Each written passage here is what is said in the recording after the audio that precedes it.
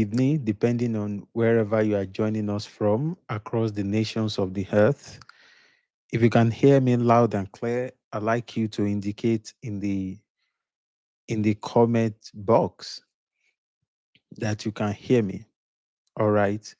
More importantly, you can let us know also where you are joining us from.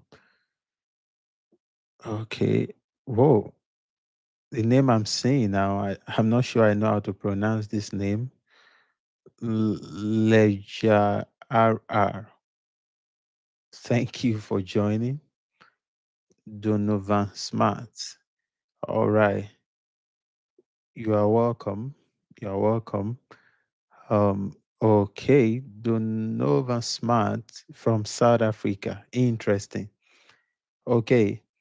Thank you everyone for showing up this moment. By my own time, it is 2:45 p.m. Central Time. And of course, this conversation is going to be brief, and I like to just dive in straight into it. All right. So, and if this is the first time you are connecting to this YouTube platform or this channel, try to like this video. And of course, we have other amazing conversations that I have put in place over time. You may want to check them out, and they are going to really bless you big time. Okay. But I'm still waiting for some of my people. I have a platform where my personal guys, will need to be on board. Okay. So in the meantime, just try to stay tuned. Thank you.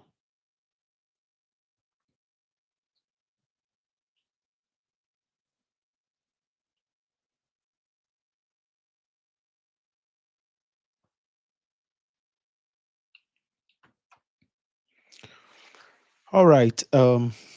Others will get to listen to what I have to share, maybe anytime they come online. So in as a matter of regard for those who are here, let me just dive into the conversation straight away.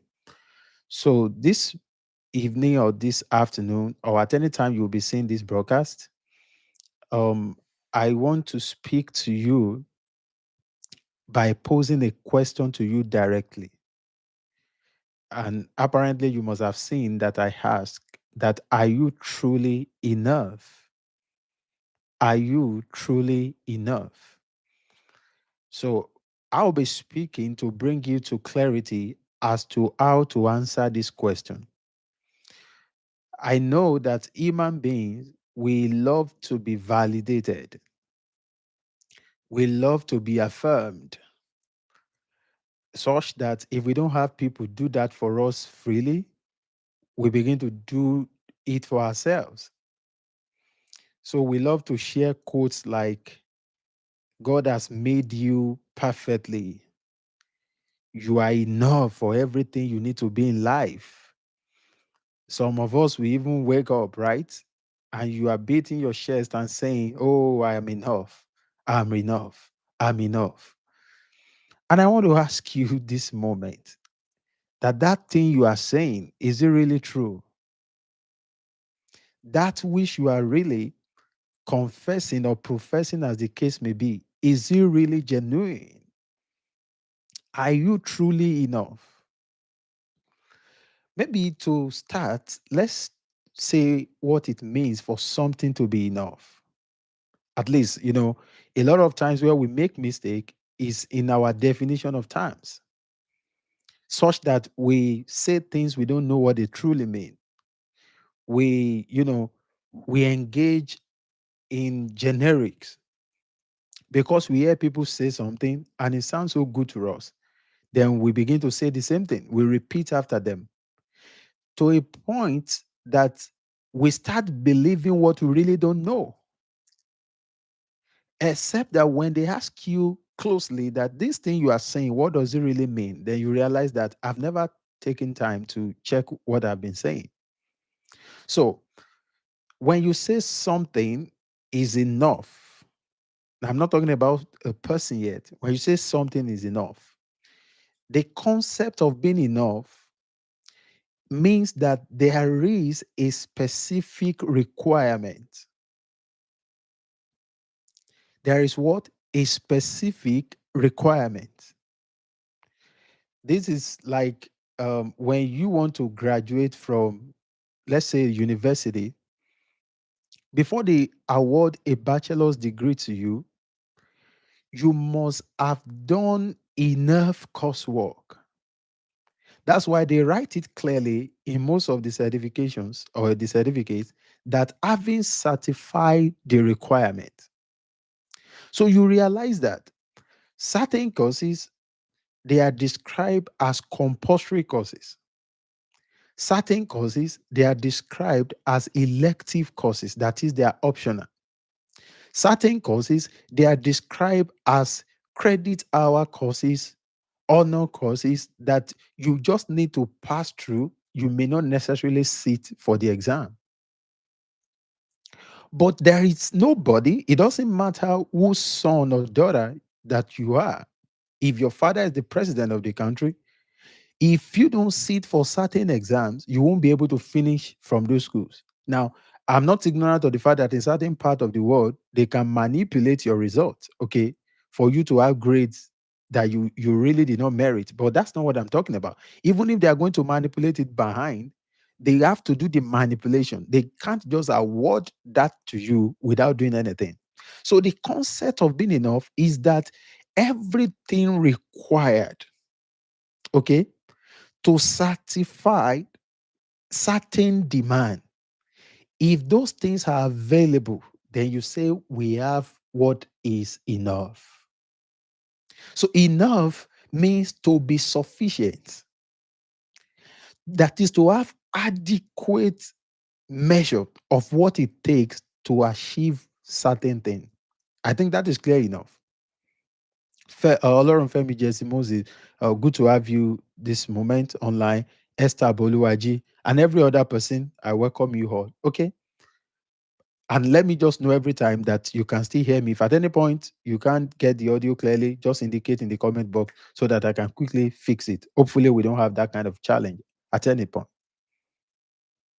So, having described what I have described now, the question that we ask you is that affirmation you have been saying that you are truly enough, is it true? Because if that statement was true, what that means is that you have everything it takes to lead a successful life, to live a life of meaning, a life of impact that will pedestal you for fulfillment. So that's what it means when you say, I am enough. And I want to tell you on all authority this moment that a lot of people saying they are enough are practically not enough for life. I'm not saying they are not enough all through their life or they will never be enough. No, I'm saying they are not enough for what life demands or required of them to actually come to the place of impact and the place of meaning. So, before I move on with this same conversation, I'd like you to know that what you have potentially and what you have physically or in real life, they are two different things. So if we check you in terms of your potential capacity, you are truly enough because in the way God operates, because He's a just God, He doesn't demand for what He has not supplied. God always, you know, place a demand for what He has already supplied. So if we are talking about your measure of impact, your measure of, of even success, so to speak, it is not measured by the matrices that the society has set in place. Because Nobody knows exactly the fullness of your potential except the one that has made you. Nobody knows. Nobody knows that. What I'm even saying to you is the richest person on the face of the earth today, even though by global rating, all of us believe that that is the richest person, there is no guarantee that the amount of money that richest man has today is actually 100% commensurate to what he has potential to have. Is that clear enough to you now? So when we come to rating among men, the matrix is entirely different from what I'm talking about. So the true measure of your optimal delivery can only be attested to by the person who actually knows how much you have the potential to deliver. So, in that potential dimension of you, you are really enough. That is, you are programmed sufficiently to prosecute your destiny potentially. So, for instance, if you were supposed to build something that will revolutionize the entire universe, even as a person, maybe when you set up a team, that potential inside of you is an enough potential. And if you won't be a builder, maybe you just need to support somebody who is going to build. That potential is inside of you. When we look at you from that position, that is the only place where you are enough. That is the only dimension of your operation that is sufficient. That is, you are sufficient potentially with your makeup, with your design. You are sufficient, okay? Even in your natural abilities and your natural weaknesses. You don't need more than those things to become whosoever you are going to become potentially now. But you see, translating potential to reality is a gap many people never filled all through their entire lives. They remain in that state of potential energy because to bring what is inside of you and to translate it to reality, number one, write it down. You cannot do it alone sufficiently. You know, I've been teaching about rescripting and all of that in for a couple of months now. And I'm aware that when people get pumped up with those kind of ideologies, part of the, extreme you can push yourself to is to think you don't need anybody to fulfill destiny. I put it to you today that if you are thinking that way, you are completely wrong and you lie.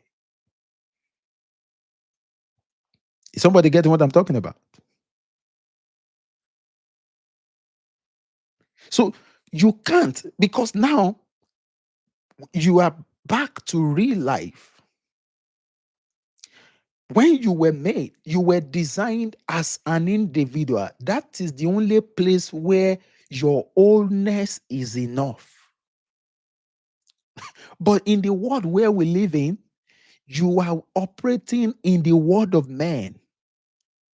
So if you choose the path of being completely individualistic alone, you cannot fulfill your potentials. You cannot. It doesn't matter what you are doing alone that you are succeeding. that success you are recording is completely incomparable to what you will have achieved. I mean, within the same time and the same available resources, if you have the support of men that matter. And I wouldn't make the conversation, complicated to you.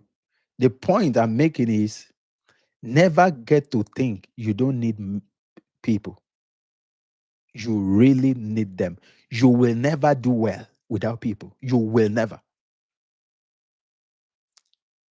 So, what then should you do? Now that I'm saying this to you, what should be your posture? Number one is to define the limit of your sufficiency. Somebody is wondering, what's this man talking about? Pay attention, I'm going somewhere. You have to define what? The limit of your sufficiency. And what that means is this: don't try, under whatever circumstance, to act against your design. That is, by trying to be like another man. So, in yourself, I don't care where you were born, I don't care a lot of, limitations that characterize your formative years. In your original design, with all those compromises, not without them, it is still your originality, okay, is still inside of you. And that's what you are seeking to uncover. So, the limit of your sufficiency is that you are unique, you are different, you are unique, you are different, but you are not so unique enough that you are the only one without your kind. I will simplify that. You are unique, you are different, no doubt, but you are not so unique and different that you don't have a kind. What I'm saying to you is that you are one of your kinds, and that kinds, there are many. And the beautiful part of this conversation is that that kind that we are talking about, some of them existed before you. Some of them, they did what? They existed before you. Some of them are existing as your contemporaries, and some of them are going to exist even after you.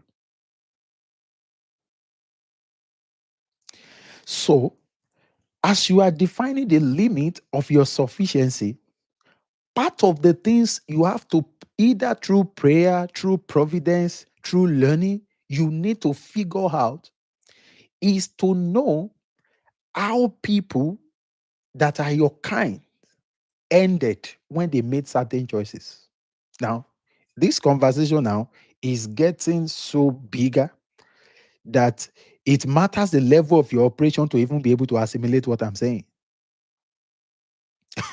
With due respect, there are people above 40 years that are approaching 50 years that can't interpret what I'm entering right now,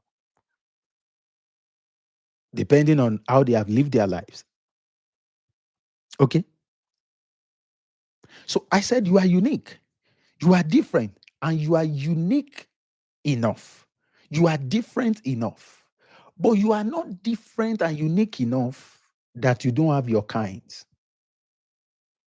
in history and in the current days. So, as you are setting to understand the boundaries, the limit of your sufficiency is to historically.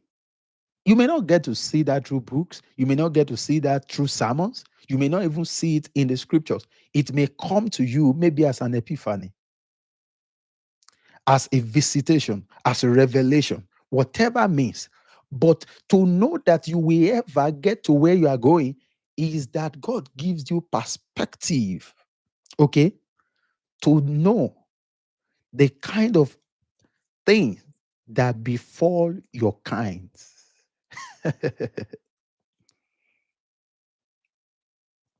Because that same thing is going to visit you.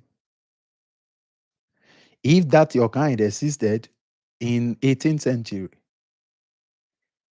if that your kind existed in the Bible days, if that your kind is existing in a different continent, different from yours, similar thing that befell them is going to befall you. It may not be under the same circumstance, but when you check what that thing want to assess in your critical capacity, it's going to be the same thing being attacked. Okay? So, having said that, the next thing is that you now must figure out what kind of people are needed by your kind if they will ever end well or not. Now, let me break it down because it's critical now, like I said. For instance, those of you who have read the scripture, you have read the story of Samson in the book of Judges, right? Um, how the gentleman was fighting, he had the grace, okay, to be a deliverer. Don't forget, the way he was to deliver his nation, that was the same grace Moses had to deliver Israel from Egypt. It is the same, even though for Joshua it is not direct because the people have been delivered, but now leadership that the people who have been delivered should be led into a promised land. That was what Joshua was coming into. The idea is this: all these men might have existed in different dispensations, but there is a kind of relationship. If any of them missed, the chances of missing the destiny is so high by just the absence of that relationship. Okay? So, what I'm saying is part of the things that will suffice for the insufficiency of your uniqueness is the kind of unique relationship that your kind of destiny requires. So, this is what I'm saying. Imagine Samson had somebody as powerful as he was, somebody who could check him and say, "Gentlemen, I know you are moving gates, you are destroying people, you are opening the jaw of lions the way you like. But tomorrow, that trip you are planning to embark on, don't embark on it." I can tell you for free, the story you are reading in the Bible might not have been dramatic as it is to you, but that gentleman wouldn't have ended the way it ended. But because he was full of power, but he lacked the voice of order, that same power became his undoing. And that is consistent with people who carry the kind of capacity he carried.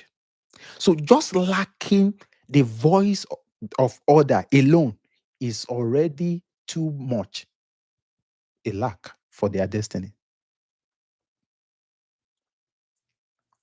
Does somebody get what I'm talking about? That lack of voice of order alone was too much. It was just too much. It was just too much. So, if you don't have people who can see what you are not seeing about your own journey, you are still completely incapable to get to the highest points of your destiny. It does not even matter how gifted you think you are. Those who can see your blind spots.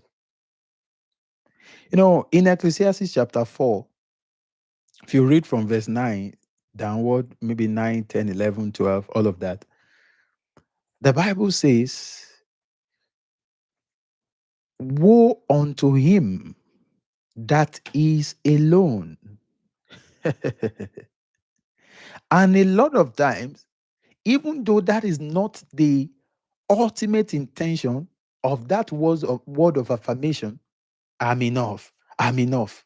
Even though that's not the ultimate intention of it, but that's what a lot of people interpret it to mean. Okay? That I'm enough by being alone. And when you choose to live life alone, the Bible is saying you have chosen the path of curse. Woe unto him that is alone. Although we force that scripture and forcefully impose it on marriage, unfortunately so. But that's not what the Bible is talking about there. Because if you read it further, he was saying that if one falls, the other will lift him up. That is, when you are alone, you may not be able to see ahead what will make you fall. As a matter of fact, that people around you may not even see that same thing that will cause you to stumble. But one thing is guaranteed: when you stumble, you will be held, either prevented from falling. If you eventually fall, they will bring you up. It's about the one that is alone. When he falls, nobody's going to take him up. Nobody's going to take him up. Let me stay here a bit because where I'm going is far, but let me stay here a bit. Can I say this to you? There are relationships that are destiny sensitive.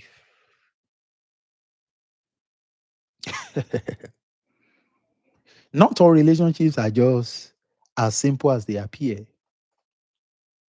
because that which God has designed you to achieve on the face of the earth, to become, to do, to accomplish, and all of that, He has already sent men to hold your hands to be able to prosecute that thing appropriately. And you see, if you are not walking in rebellion, it does not matter who is against you. Providence must bring you in contact with those people. Providence. As a matter of fact, the day you will walk into the company of some of these critical people for your life, it may be the day you are even walking in error. Oh, yes. As long as you are not rebelling against God. This is what I'm saying. It may be the day that you decide that I don't want to go on with the assignment that God will have me do. The choice you will eventually make by your own calculation to escape the direction God is taking you through, that place you have chosen will be according to his counsel that you are not aware of. So somebody will have been waiting there for you to return you back to where he's sending you to. So what I'm saying is, it does not matter how difficult it is. Providence will bring you in contact. Except you are living in rebellion, don't forget that.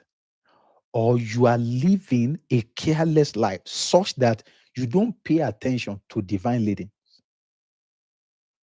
So you may choose, okay, to walk at cross purpose to what you are designed to achieve. But I'm saying, if you are not in rebellion, even when you think you are walking at cross purpose, the sign and providence will orchestrate your path to meet part of those people. So, what's the point I want to bring out? You will miss them more when you have not being able to master the character to discern them and to retain them. So I'm saying the kind of person you have become is critical than this prayer you are praying, my location, my whatever. Oh, yes. Men that are like angels. And you see, in 2020, I remember I made some videos then on Facebook where I was talking about the kind of relationships you must not lack. I'm not sure I can remember all of them now. Some of these things I get to, I don't read them in books. I just take my pen as I'm inspired and I begin to write. But I remember one of those things that I described there was, I called it destiny interpreters. Destiny interpreters. Don't forget, when Saul was going to encounter the prophet, those of you who don't read the Bible here, again, my entire life was framed through scriptures. So even though I'm not preaching it, you can't separate me from making reference to the Bible. So is that serious? Okay. But you learn from it. It doesn't matter if you are practicing Hinduism, you are practicing whatever, you'll be able to learn from it. And again, let me also say this straight to you.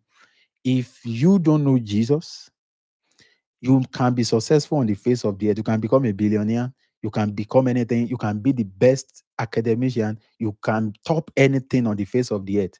But your eternity is not secured. If you die, you are going to hell. Unfortunately so. And I love you enough to tell you that we don't want you to end up in hell. Because those who don't succeed on the face of the earth at all, if they make it there eventually to reign in eternity with God, it will be enough that they came to this world at all. And it doesn't matter what you have become here on the face of the earth. If you miss that one, your entire life will count for nothing. That's what the Bible means by saying, "What does it profit a man?" Okay, to gain the whole world, which is impossible. There is no man that can gain the whole world. What does it mean to gain the whole world? Do you know what the world is? How do you gain the whole world? But let's now say the matrices the world used to determine success, you can gain all of them. But if you gain all of those things and you lose your soul, it is not worth it. What can you give in exchange of that? That is by the way. But I was telling a story. Remember that this day Saul was anointed to be the king in Israel. Was the day his father sent him with one of his servants to go and look for a lost camel. So in the house that day, are you seeing that? It was a mere occurrence. Something has got missing. Then from the old compound, they didn't know who to send. They now said Saul. You see, be careful of selections that come to you in the midst of people, but that look ordinary.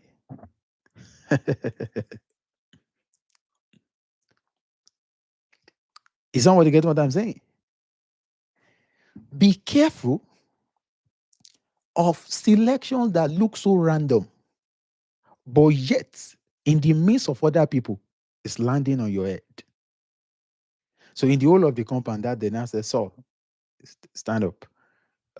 Then call the other guy. Say, the two of you should be the one to go and look for the lost camel. So on their way, the whole focus on their heart was to get that camel. The gentleman was not looking for who was going to pray for him. So I'm not ignorant of the fact that some of you are moving from city to city looking for a man of God to pray for you. Continue. God will answer your prayer. So this gentleman got to that point and they couldn't find what they were looking for. And now said, is there not a seer in this place that can show us where the lost camel can be found? And somebody said, there is one there that they're talking about Prophet Elijah now. I hope I'm not missing the name of the prophet this time around. So They directed them, then they took a gift. So, what do we have here that we can offer that man of God? They checked their purse, brought out something, and they went straight to the seer. Their objective was, sir, can you just give us direction as touching how to find my dad lost camel? But as the gentleman got there, I said, this is the next king that the people have been seeking for. Then he anointed him there. If you are faithful to things that don't look like it, if you are faithful to in things or to things that do not look like it is from there you will be reintroduced as a different person. So what I'm trying to say to you is that it doesn't matter how trivial an assignment is. That wish is in your hand now. See to it that that thing succeeds than seeking to go and fulfill maybe a dream you think you have ahead of you. Now, let me break it down. Maybe you are serving in a church.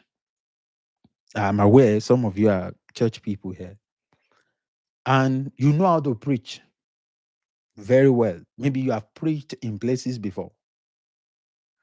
But as you join that place, they either through God's design or hatred or jealousy or bad report, they now choose that you should be arranging the chairs for those who really couldn't who couldn't stand you years back. But because maybe they got to that kind of place before you, they say you should be arranging chairs for them to sit. If you will sit well and arrange that chair with the whole of your heart, how you will be reconnected back to microphone. God's hand, His integrity will make sure that that arrangement come to visit you in that place where you are. And that suffices to tell you that stop trying to fulfill your destiny by yourself. You will be doing more than it. You will be doing too much. Is somebody getting what I'm talking about? You will be doing too much. Stick to what is available. As a matter of fact, it may have no connection to where you are going. But if you do it as unto the Lord, that same Lord will come to that place. He will create either situation, circumstance. Oh, come on. Some of you don't even know that God is still busy creating situations and circumstances just to make sure somebody gets a way of escape. He does that tomorrow. He does that tomorrow. So Saul went, then oil came to his head. If the gentleman did not come across the prophet that poured oil on his head, potentially he was enough to be a king, but on the face of the earth, he will not become. It doesn't matter what he was saying in their town. I'm enough. Oh, God has made me more than enough. You will be enough, but you'll be doing local champion and be paying tributes to another king, not knowing that you are a king by design. So you need relationships, relationships, relationships. Don't forget, I spoke about Samson. That voice of caution is still a relationship. So I want to ask you today, who are the people that you prioritize? Oh, come on now. Who are the people you really prioritize at this phase of your life? If when you have not become anything, listen, quote and unquote, there is nobody that can call you to order. Do you think It is when you have now become a governor of a state that anybody will be able to talk to you. And again, if you know me very well, you know I'm not an advocate of unnecessary domineering mentorship. No, no, no. I'm not that kind of person. I'm not that kind of person. Oh, Winnie Wassett. So good to have you on board tonight. Amazing woman of God. Of course, I know you are in the United States, part of our community. Thank you. Thank you for joining. I appreciate that. Of course, I appreciate everybody. You know that. Okay. So, alone, you are not enough. You need people. And some of these people, the day you will meet them will be a day that is casual. I make bold to tell you there is no casual day. There are only casual beings. There is no casual day, but there are only casual beings. So imagine when they told them, there is a seer in this place. You can make inquiry as touching what you are looking for. If the gentleman has been lifted up in pride and arrogance, say, you guys don't know who I am. I'm the tallest man in my community. Don't forget, Saul was shoulder up, taller than the tallest person in their community. So apparently, he was distinguished even from day one, at least from the day of his full blown adulthood. He was a distinguished person. What I'm saying is, you might have been distinguished. Maybe you were the best student in your class in secondary school. And on the basis of that, you feel I was not copying anybody in classroom to pass exam. So who do I need? I don't need anybody. I've lived, you are saying things like this to yourself. I've come to this place almost all alone. Oh boy, wake up. You forgot that the exams you were writing, where you were coming first, certain people were the instructors teaching you. You are now full of yourself that you don't see them as contributor. You see that? Maybe you had first class, first degree, distinction, second degrees. You forgot those who gave you scholarship, those who supported you with funding. And you are still saying, I got to this place without anybody. Why speakest thou arrogantly? Are you saying that? You cannot fulfill destiny alone.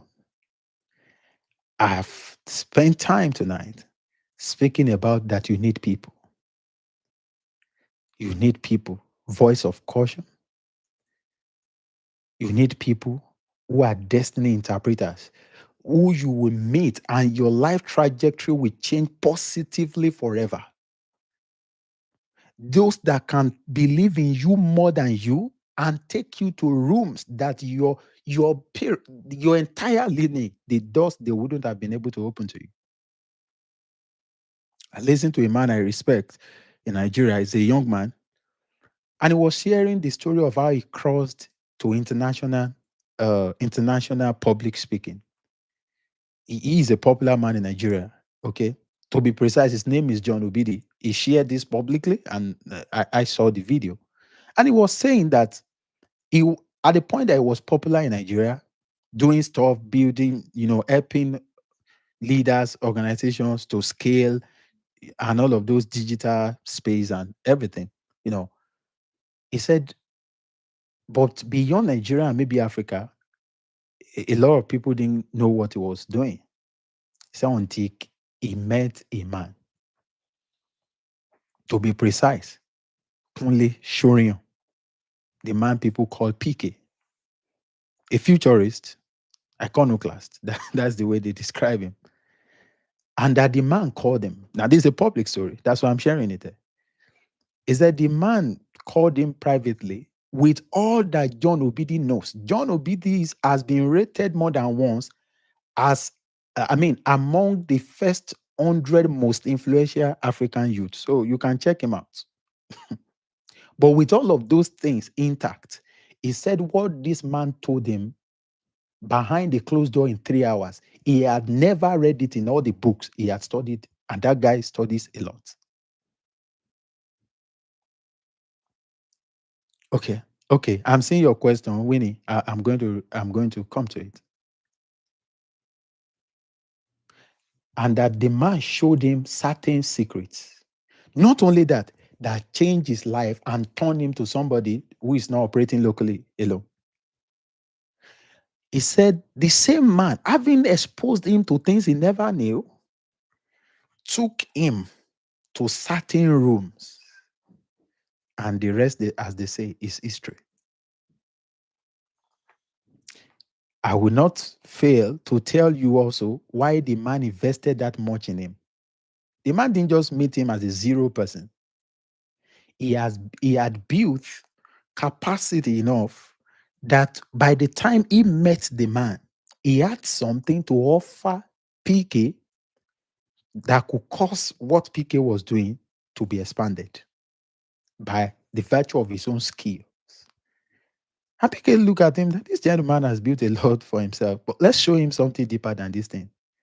Beloved, there are people that can beat their chest. They are not God. Man is not God, oh, but they can tell you that, guy, if you walk with me for 3 months and your life does not change, delete my number and call me a liar.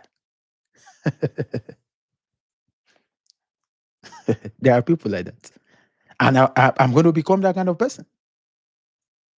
Oh, yes. As long as this earth remaineth, you can mark it, you can bookmark it, you can save it. That somebody will be able to say that by the grace of God, the day I met this man. Of course, a lot of people say that at their level, some of my mentees, but all those things they are saying, that's the elementary preparation. I know what I've seen. Is somebody getting what I'm talking about? There are human beings like that on the face of the earth. What I'm saying is, a friend of mine, not a friend, a gentleman online, because we're not close, wrote a book and was struggling to sell. I've written a book and I know what that means. And I've helped people to contribute to books, not one, not two, not three, not four. Okay. And those books were published by the authors. And I know what it means for you to want to sell a book when you don't have a name that is already selling. People don't know that you don't sell books, you sell names. And this gentleman just messaged another person that I have this book, this and this and that. And the man said, okay, let's see what we can do. In 48 hours, this is in Nigeria, not abroad. In 48 hours, the gentle guy who was struggling to sell 50 copies, in 48 hours, I don't know how much copy led to that, generated over 4 million naira in revenue, excluding the charge of the platform where people were buying the materials from, without moving to anywhere, just sitting because somebody put an endorsement just on a channel. Then in his room, 4 million naira entered in 2 days. He himself couldn't generate 350,000 in months. That's what we are talking about. So we don't force relationship, but we must learn humility rather, and wisdom of God when He's leading us to where He wants to enhance our destinies. Some of the guys, maybe that I don't want to mention because they didn't share the story publicly, that have become major celebrities in Nigeria in music. One of them, the first album he made, the senior pastor of their church just took the album and announced in their headquarters. They sold, I don't want to exaggerate, they sold maybe 10,000 or 100,000 copies in one day.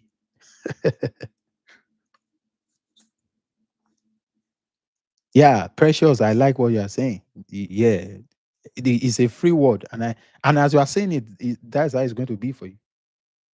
Anybody can accept to become that kind of person. So If you are not coming from generations where people can hold your hand and lift it up, as you are trusting God to become that kind of person, be also open enough that God will connect you to those kind of individuals. People who can say, "Oh, as the Lord lives, I will supervise this gentleman. See, he knows what it means to be fulfilled in life." Relationships. Number two, and I'm beginning to descend now to wrap up tonight. The second part is that you may be skillfully insufficient for your kind of destiny. Hmm? And I won't be able to teach this in full tonight, but I will introduce it. I spoke about relationship and all of that, but I'd like you to know it matters the kind of person you have become on the day you will be face to face with your destiny interpreters, especially for what this our world has become, where people only want to give to those in two ways. Those who will literally almost want to be worshiping them, hmm, or those that if they contribute to their lives, they will have their own reward, well defined from that dynamics. So it's a transactional thing. Now, that is not in all cases. God does a lot of wonders, but in many cases, those are the things that you will see out there. I heard of a gentleman that went to meet somebody for mentorship. And when he spoke to the man that I like you to be my mentor, the man looked at him and said, that what you are doing is too weak to have my kind of support. You can only be coached by my products, not by me. You see that? So even though he was opportune to be face to face with that man, but what he has spent his life doing was not was not compelling enough for that man to be willing to invest into. And again, that does not mean the life of that guy is finished, but I'm telling you the reality of the world we live in. We relate with people from different parts of the world. We can tell you a lot of things that happen behind the scene. So you can be skillfully insufficient. And what do I mean by skill? Not just how to code. That is a digital skill. People don't know that interpersonal relationship is a skill. Come on now. It's a skill. Oh, you don't know? It is. If you have opportunity to get to the room where your giftings are required, if you have failed to master how to present excellently, to make the people feel that they don't have what it takes to pay for your service, that you are just there to be a blessing to them, you can submit the solution and they will call somebody else to come and execute it. So all those skills you can be mentioning in your head, that's the lowest part of it, and we'll get there. But I'm talking about soft skills that are not common. That are not common. You can't walk up to the palace of a top person, and the first thing you are handling is your phone to take selfie. He knows that this is the last time this gentleman will have access to this place. But they may not even say anything. Say, go ahead, go ahead, go ahead. Are you saying that? Go ahead. Skills like ability to listen, to know when and where to talk and where not to talk. And that when you eventually speak, there should be like, really? Who is this gentleman? Please let him see me after now. Skills like regal courage, regal courage, regal courage. In Yoruba, um, this is not at all a cultural platform, but let me say this. Yoruba people will say, "A kì í rí ọmọ ọba,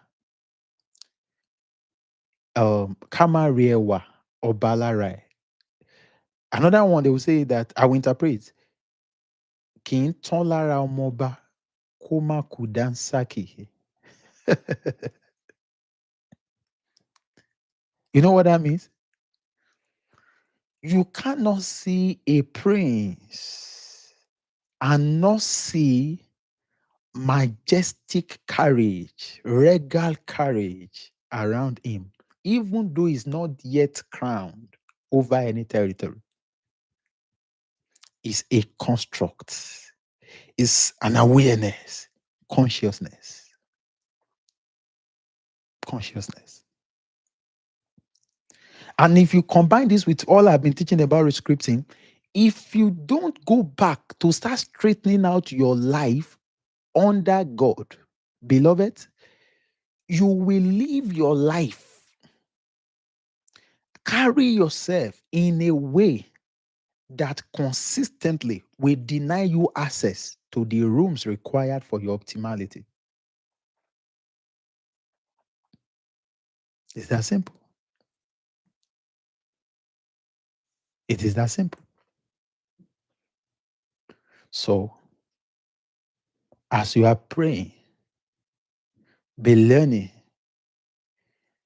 the posture for the kind of future God has revealed to you, the character and the persona to manifest that kind of future. By 19th of October, that will be Sunday after this next one, I'm going to have a live broadcast right here, and of course on Facebook. That's the place where I used to live those days in terms of posting and all of that. And I just want to invite you ahead of time, because what I want to speak about that day, if you have heard me speak ever, I don't waste people's time. Not even when I'm gisting with people. I don't. But I bet you what I want to talk about that day is the kind of thing you have not heard before. Oh, maybe you have heard it before from somewhere, but it won't be with that exactitude and clarity. But I can tell you, it's not the kind you have heard directly from me before. So get yourself into the room that day. Get yourself into the room. And let's, a lot to talk about. And I've told some people, as the Lord gives me grace, I will hold them to places where in their natural imagination they wouldn't have been able to get to by themselves. That day, I'm going to share with you why I started that mentorship forum in 2019. I will share it with you, what led me to it. I'm not somebody who desires to be to be maybe creating something for myself as people may opine. No. If you think so, I've operated in Anglican Youth Fellowship for years. So as far back as 2012, I've been presiding over and writing Bible study manual for an entire Ajinkery. Talking about 13 years ago. You see that? As 2013, I've been preaching at diocesan exchange of pulpit in Akoko Diocese of Anglican Communion 12 years ago. And as early as those years, we've been having invite to speak on platforms. So I'm not among those who got to know that you can create something later. No, I've known that all my life. But I've always believed that let me just be part of something working. But that day I'm going to share with you, and today I'm still part of something working. So I'm not going ahead of myself. But I'm going to share with you what led to that platform in 2019. And now I am committed to it, irrespective of how tight it has been for me to keep it up. So I'm just inviting you ahead. The whole of that story is just an invitation. So that's where I'm going to stop today. Let me quickly respond to the question. If you have other questions, it's exactly an hour. I'm going to pause it there. We'll continue again next week. How can you choose the person who will be a voice of caution in your life without them trying to dim your light or making you to be naive when you are meant to be bold? That's a very fantastic question. Thank you for asking. The idea is that, number one, it is God that gifts us leaders after his own heart. Mm. Because if you miss it there, I was speaking with a gentleman from the eastern part of Nigeria, and he told me what his father told him. He said his father told him that there are rooms that and there are personalities that when you bow your head to them, except God helps you, that head will never rise again. I met the gentleman who was telling me that in the United States, and he's a Christian. He was speaking on something else, and I was listening to him. That his father, maybe he's even on this call, I don't know. He joins some of these things. That his father told him that. So I understand what you are saying clearly. That how do you submit to a voice of caution and you don't end up becoming a puppet in their hands? Number one, like I said, it is God that gifts us people who can lead us into destiny. That's number one. So be led by God. Number two, be discerning. Anybody who suspects his or her leader will not do well under that leader. So never suspect that if I open myself to this person, he's not going to manipulate me. You are the one initiating manipulation now, surreptitiously. But what should you do? Be discerning. The moment you perceive that the way this dynamics is going, it will not end well. To yourself be true. The moment you begin to have those alert and consistent signaling, opt out of that place 100%, not partly. I can tell you a lot of stories right now of many prominent names all around. And now this question you ask played out some 15, 25, 30 years ago. So first, be led. It is by God. Two, without suspicion, submit totally when either providence afford you a leader or you choose for yourself. You have to just trust that individual. But with that trust, be discerning. Be discerning. You must have heard the story of how a respected voice told Bishop Oyedepo that God was not calling him to do church ministry. And that was a man who was very accurate. Because you need to know that the best of man is still a man. And by man, we don't mean a male, either male or female. The best among us is still a man. Are you saying that? So it is all about being led and two, remaining in discernment. But voice of caution that I will bring out is that never suspect people.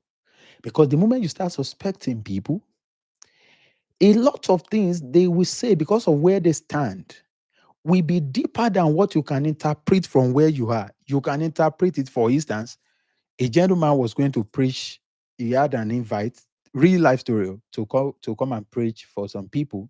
And he was not the leader of his own ministry, he was an associate there. And the leader told him that every time you want to go out to preach, let me know, take permission from me. Those of you who have opportunity to preach around, you know how funny this thing can be, you know. And naturally, all of us just like to be free like birds, except that freedom sometimes can be destructive.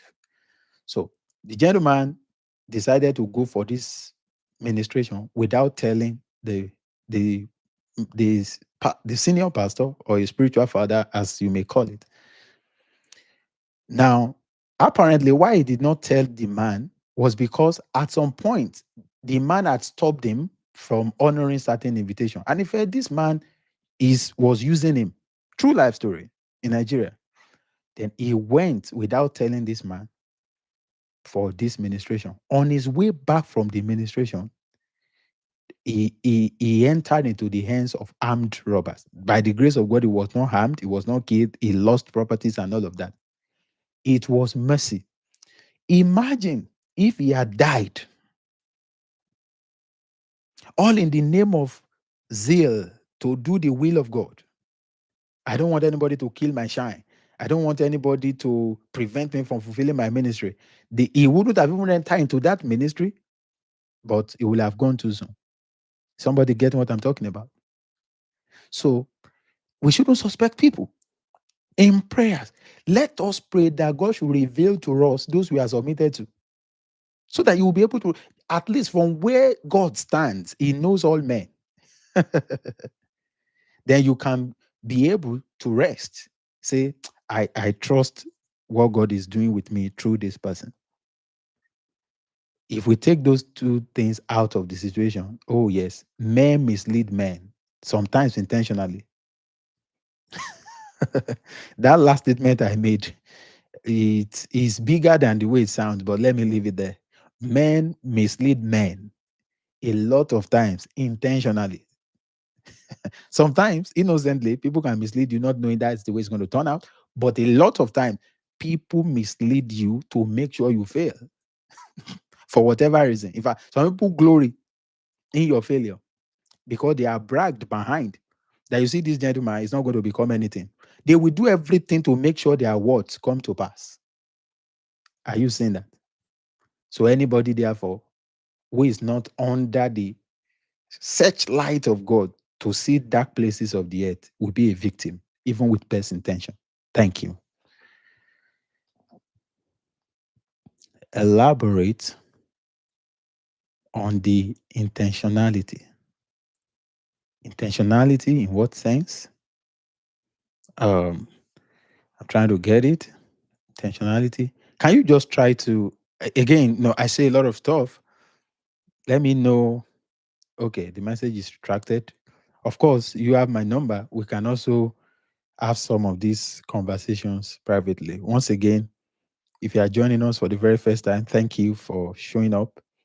Um, this is my private channel where I just speak, okay, to people on how to have what we describe as personal agencies, where you can, curate personal principles that are not against the will of God, but to pedestal you to live a life of uniqueness, irrespective of the complexity of the world and the people that surrounds you.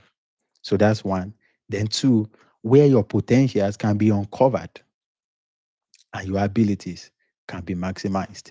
So we gather every time, most of the time, Sunday evening.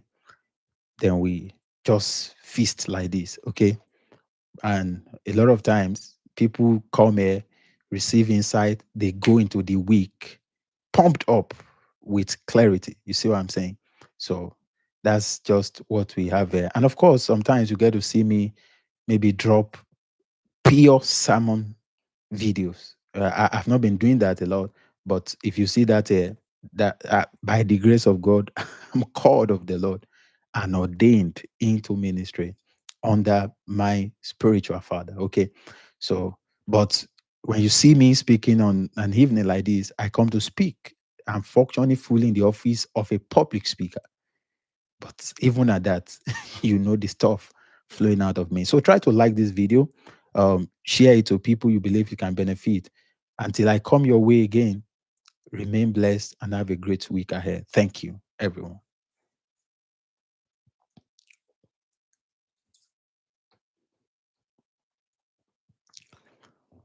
Okay, yes, please. It is still open, Winnie. I get your question. Yeah, it is still open. And some of those gentle men and ladies, they are also here watching along. Thank you. So I will send you the other details maybe after this meeting. Bye for now, everyone.